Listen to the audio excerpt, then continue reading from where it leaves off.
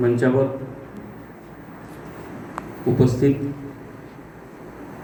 महाविद्यालयातील माझे सर्व सहकारी, अध्यक्षस्थान म्हणून आपल्या संस्थेचे ज्यांनी हे सगळं उभं केलं, की तुम्ही ज्यावेळेस होते त्या जुन्या महाविद्यालयामध्ये, ते चित्र आणि आजचं चित्र, या प्रवासातले जे अढळ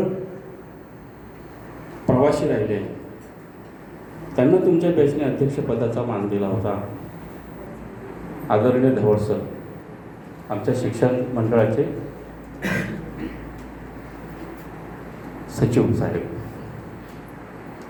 आणि सरांचीच मुलगी तुमच्या बॅचची विद्यार्थिनी पण होते. त्यामुळे त्या दोघांची अनुपस्थिती प्रकर्षानं आता जाणवत आहे. पण परिवारामध्ये काहीतरी प्रसंग घडला आणि तिकडे जाणं त्यांना आवश्यक होतं, आणि म्हणून त्यांनी तुमच्या कार्यक्रमाला शुभेच्छा देत ते मन इथे ठेवून तिकडे निघून गेले, निघते झाले. माझ्या आधी बोलून गेलेले आणि उपस्थित डॉक्टर कटमुसर सर, डॉक्टर केने सर, डॉक्टर प्रवीण लांखेडे सर, ग्रंथपाल आदरणीय श्री घाटोळ सर, सहकारी वाणिज्य शाखेचे प्राध्यापक श्री सोमकुवर सर, सोबत मंचावर तुमच्या बॅचचा मुकुटमणी आपण म्हणू तो कलाम, त्याचे त्याचं कुटुंब. मी आता, मला क्षमा करा थोडी यासाठी म्हणेल मी, की तुम्ही आता वेगळ्या स्थानावर गेले, वेगळी व्यवस्था करणार होतो. म्हणजे तुम्ही विद्यार्थी आहात, मोठे झाले, मोठे व्हावेच विद्यार्थी, अजून खूप मोठे व्हावे. शिक्षकाचं यापेक्षा दुसरं सुख, समाधान मोठं दुसरं नसतं. आणि तुम्ही तर समजून घेणार, परंतु तुमचं स्थान लक्षात घेता मला तुम्हाला वेगळी बैठक द्यायची होती. तुमच्यासोबत आलेले तुमचे यजमान जेव्हा आले तेव्हा त्यांच्या प्रतीची आमची बांधिलकी वेगळी. माहेरला मुलीला थोडं कमी जास्त झालं तर ते स्वीकारून घेईल, पण जावई बापूला थोडंसं आपल्या परंपरेनं सांभाळावं लागतं. पण तेही बेंचावरही बसले, जशी जागा दिली तिथे बसले. आमच्या मनात तुमची जागा आहे यावर तुम्ही विश्वास ठेवावा, ते स्थान स्वीकारावं असं तुम्हाला विनवू इच्छितो. आणि त्यांचे विशेष आभार मानतो ते यासाठी की तुमच्या पाठीशी तुमच्या महाविद्यालयाने तुम्हाला बोलावलं, तुमच्या सहकारी मित्रांनी तुम्हाला बोलावलं आणि त्या मोकळेपणाने ते आले.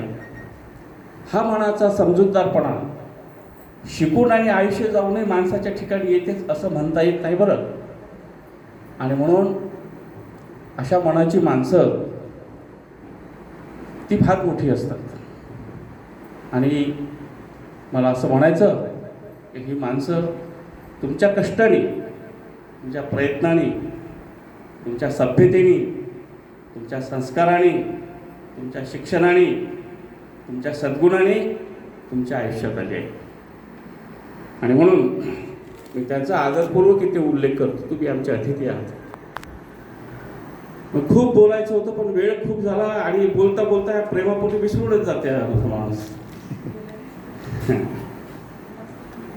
मला एका कवीचं गीत आठवलं 4 वेळी तुम्हाला पाहिल्यानंतर. तुम्ही सगळे दिसले, काही नजरेला पडतात, पण अजूनही नम्र आहे, बोल आदर ठेवून आहे. आणि जेही विद्यार्थी दिसतात ते रिकामे बसलेले मला कोणीच दिसले नाही, हे एक लक्षात घ्या. कोणीच, प्रत्येकजण कामात आहे, व्यस्त आहे आणि प्रत्येकाने आपल्या आयुष्याला सुंदर आकार दिला आहे. पंकज असो, देवा असो, तो राजू वणवे असो, शालिक असो, तो मुरलीधर घरडे आहे, त्याचा भाऊ होता एक नरेश घरडे, बरोबर आहे. तुमच्या सगळ्यांचं नाव वडिलांसह माझ्या लक्षात आहे. ते दुमदेव नरघडे, त्याला इतका आनंद झाला कलाम, म्हणजे पहा कसं असते, कशासाठी आपण कष्ट उपसावे, कशासाठी धडपड करावी, कुठे किती वेळ जाईल, किती पैसे जाईल हे विचारू नये. हे कळावं केव्हा खरा प्रेमाचा अर्थ आपल्याला कळतो. माझे त्या बॅचचे विद्यार्थी भेटणार आहे, महाविद्यालयात जायला भेटणार आहे, शिक्षकही भेटणार आहे. आणि म्हणून तो आजची 1 तारीख ढळढळीत तुम्ही व्हॉट्सअपवर मेसेज टाकले, दिनांक, वेळ, जागा, स्थळ, इतके वाजता, तो कालच आला. आजच्या 1 तारखेला तो कालची 1 तारीख समजला. आणि नुकतंच जन्मलेलं वासरू, त्याची माय दिसली नाही, म्हणजे असं कावरं बावरं होते तसं इथे दिसून कोणी नाही. कार्यक्रम तर आजच होता आणि असा कावरा बावरा होऊन आजच्या दिवसाला पुन्हा रात्र कधी निघते कधी जातो या जाणीवेने तो आज आला. याला म्हणते अंतरीचं प्रेम, अंतरीचा जिव्हाळा. प्रेमाला उपमा नाही, हे देवाघरचे देव. नाही, महाविद्यालय तुम्ही आज पुलकित केलं. तुमची सजावट, त्रास घेऊ नका, मी खुर्च्या टाकणार होतो सगळ्यांना, काहीच करू नका, आम्हीच सगळं करणार आहोत, तुम्ही काही करू नका. नाही का, काही करू नका म्हणण्याचे शब्द खूप मोलाचे आणि महत्त्वाचे असतात. सर्वांची वाटचाल आनंददायी होत आहे.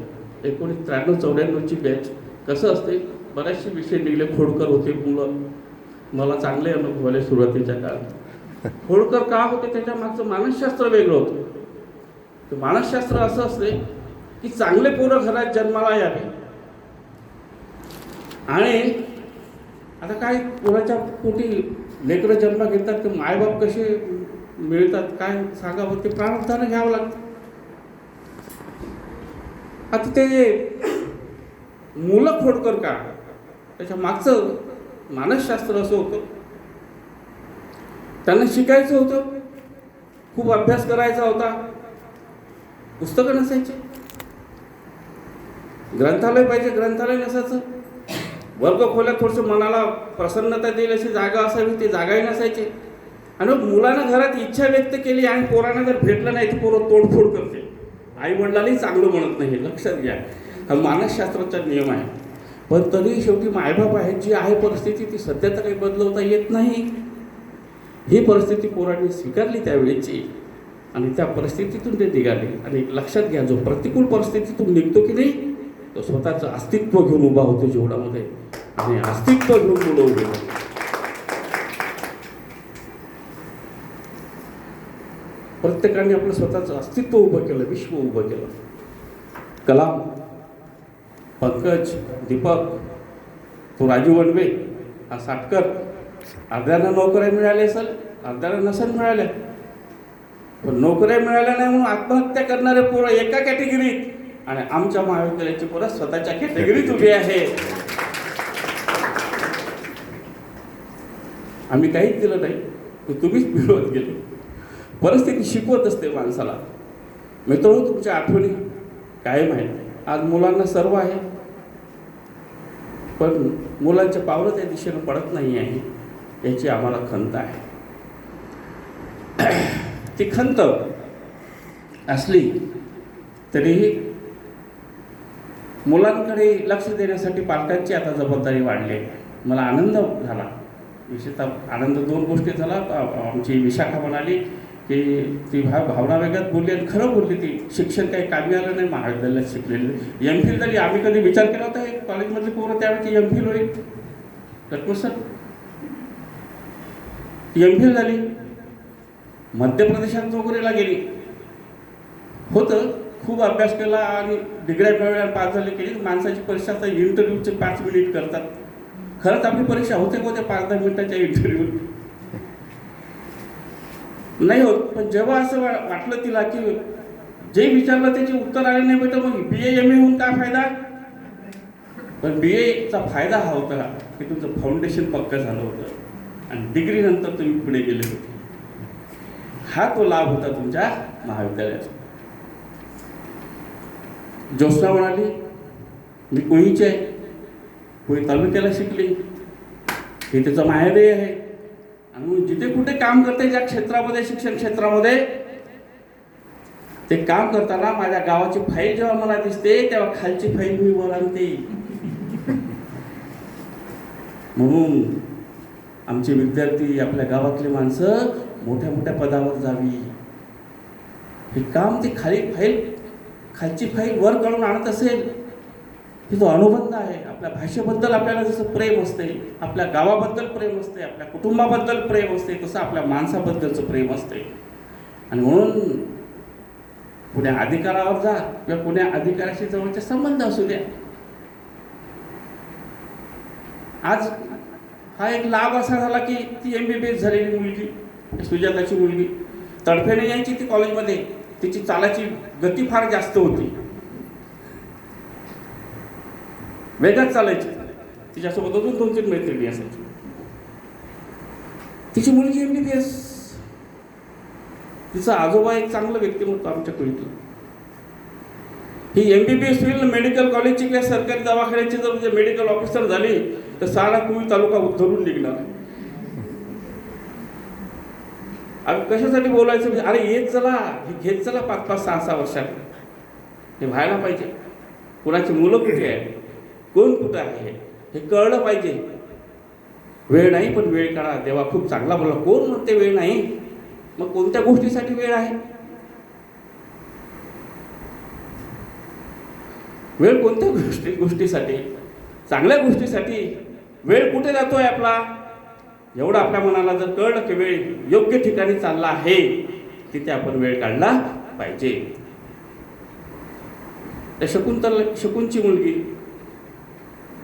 तिची 4-5 दिवसापासूनची धडपड, हे आहे का सर, ते आहे का सर, ते आहे का सर, योगायोगानं आता सर्वच होतं तुमच्यासाठी. आणि ज्या गोष्टी पूर्णही आणल्या तरी उरत नाही त्या प्रेमासाठीच जातात. म्हणून फक्त हे बॅच नव्हते तर तेवढी व्यवस्था करतं, काही काळजी करू नका, सर्व राहील पाहून घेऊ. आणि असं पाहून घेणारे विद्यार्थी आज महाविद्यालयामध्ये आले, आनंद शब्दात वर्णन करण्यासारखं नाही. ज्योत्स्ना, विशाखा, कल्पना, ज्योती, सुजाता, जया रोज नजरेला पडते. पायी चालते अख्ख्या कोळी शहरात. आजकाल गाडीवर बसल्याशिवाय आम्ही काम करतो हे जगाला दाखवल्याशिवाय जमत नाही. बघा, काम करणं दाखवण्यासाठी वेगळं आणि आपल्या जबाबदारीसाठी वेगळं. ती पोरगी आपला रोजगार मिळवते, स्वतःच्या कष्टाने मिळवते आणि संपूर्ण कोही पतसंस्थेची वसुली करत ती आपला चरितार्थ चालवते. तुम्ही कर्तबगार मुली आहात, तुमचं सर्वांचं अभिनंदन करतो. आणि आमच्या या सगळ्या जे आमचे विद्यार्थी मित्र आहेत त्यांच्यासोबतच्या असलेल्या सहचरी तुम्हालाही दंडवत करतो. कलामचं जीवन जवळून पाहिलं, त्याच्या कवितेत शब्द शब्द उमटले आणि अशा माणसासोबत समर्पितपणानं ती बाई नेटानं त्याच्यासोबत करते, हे कौतुकास्पद आहे. तो फार चांगला निर्णय घेतला की त्याचा सपत्नीक, आता मला वाटतं 2-4 दिवसाच्या आधीच त्याचा वाढदिवस झाला, लग्नाचा वाढदिवस. आणि एका मोठ्या कवीनं त्याच्या वाढदिवसावर कविता लिहिली. माणसाचं जीवन आणि गुणदर्शन, कर्तृत्व दर्शन अनेकांच्या डोळ्याला पडत असते, तेव्हा त्याचं काउंटिंग होते आणि आपल्या जवळचा असो नसो कोणीतरी दुरून तुमचं पाहून तुम्हाला प्रशस्तीपत्र देऊन टाकते. ही आयुष्याची कमाई असते, लक्षात घ्या. आणि या आयुष्याची कमाईचा अर्थ आपण शिक्षणानंतर आपल्या परिश्रमातून जगाला द्यायचा असतो. दीपकनी चांगली इन्स्टिट्यूट उभी केली आणि संपूर्ण तालुक्याला त्याने त्याची ओळख दिली. भोजराजने एका वेगळ्या क्षेत्रामध्ये आपली ओळख दिली. तालुक्याचा शिक्षण विभाग राजीव वनवेणी अंकित केला. शालेय किंगळे आपला शेतकरी विश्वाचा वारसा चालवतो अगदी सक्षमपणे. आणि सगळे तुम्ही माळेतल्या एका मण्यासारखे इथे आले आणि मलाही तुम्हाला पाहून एक गीताच्या 4 ओळी आठवल्या, उत्स्फूर्तच आल्या त्या. तुमको देखा तो एक ख्याल आया, जिंदगी धूप तुम घना साया.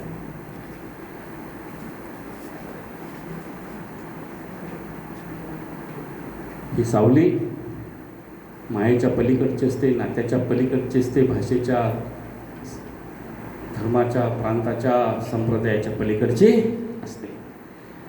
मुलं चांगले घडवा, मोठे करा, आणि जेव्हा केव्हा वेळ मिळेल आम्ही कुठेही असू, आमच्या हाताखालून गेलेल्या ज्या बॅच आहेत आवर्जून सांगायला या, सर माझा मुलगा हे करतो, माझी मुलगी हे करते. शकुनची मुलगी सत्कार करणारच होतो, केला आधी, हरकत नाही. पण इन्स्टिट्यूट ऑफ सायन्समधून ती फर्स्ट मेरिट आली आहे बॉटनीमध्ये. उभी हो बेटा, तिथेच उभी. आपण अपुऱ्या परिस्थितीमध्ये शिकलो, जगलो. आपण आपले आईवडील जर आठवले तर आपलं घर तुमच्या डोळ्यासमोर येईल, आईवडिलाची परिस्थिती डोळ्यासमोर येईल. मी पाहिलं आहे, दिवस राहत नसतात, निघून जातात, मात्र आपण आपलं ध्येय, आपला विचार निश्चित करायचा असतो, निश्चित ठेवायचा असतो. तो आढळ असेल तर तुमचं ध्येय तुमच्या कवेत आल्याशिवाय राहत नाही. कॉलेज जसं बदललं तसे तुम्हीही बदलले, आणि तुम्हीही बदलले जसं कॉलेजही, तसं कॉलेजही बदललं. बदल हा सृष्टीचा नियम आहे. मात्र बस बेटा, तुझं अभिनंदन करतो आम्ही, आणि कुठे नोकरीला लागशील तेव्हा अवश्य भेटायला आहे. एकटी आली तरीही चालेल, ठीक आहे. आम्ही विश्वास देतो मुलांना, तो विश्वास आपल्या महाविद्यालयामध्ये आहे. योग्य मार्गदर्शनही आहे. तुम्ही खूप गुणगौरव केला, तेवढ्या गौरवाचे काही लायक नाही, निश्चित नाही. पण प्रतिकूल परिस्थितीतून मुलं मोठी झाले याचा निश्चित मनाला आनंद आहे. आपल्या ज्योष्णाचं घर आठवते मला. वनिता मांगलीची की माणीची होती, आणि तिची आई खूप कष्ट करायची. तिला नोकरीवर पाहताना त्या आईचे कष्ट सारे विरून गेले, आणि म्हणून आपल्या आईवडिलांच्या कष्टाकडे पाहून मुलांनी वाटचाल करायची असते. बस, यापेक्षा अजून खूप काही बोलावं असं मला वाटत नाही. बोललो ते आपण समजून घ्या. सुखी राहा, आनंदी राहा, मुलाबाळांना मोठं करा. पुढचं तुमचं घर मांगल्य, आनंद आणि समृद्धीने भरून राहो. आणि महाविद्यालयात आले तिकडे फिरायला तर फेरफटका मारून निघून जायचं, ठीक आहे. भेटत राहा, भेटलं पाहिजे. भेटी कमी झाल्या. आज पुन्हा एक तुमच्या कार्यक्रमाची उपलब्धी अशी मी सगळ्यासमोर सांगतो.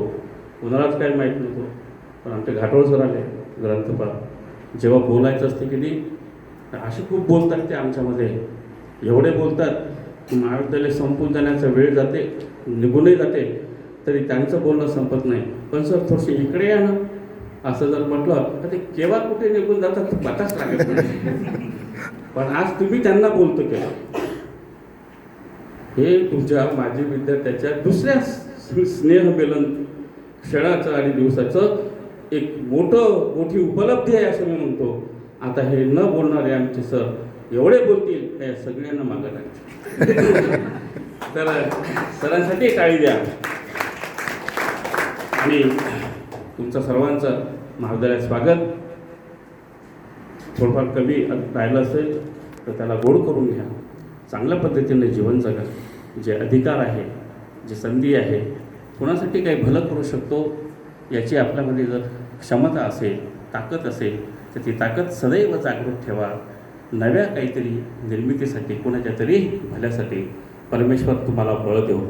आता होळी येत आहे, त्याला बऱ्याच दिवसापासून मागे लागला. मागे वाटते तुमचं काही रामटेक कुठेतरी काहीतरी स्नेहमिलन झालं होतं बोऱ्याला.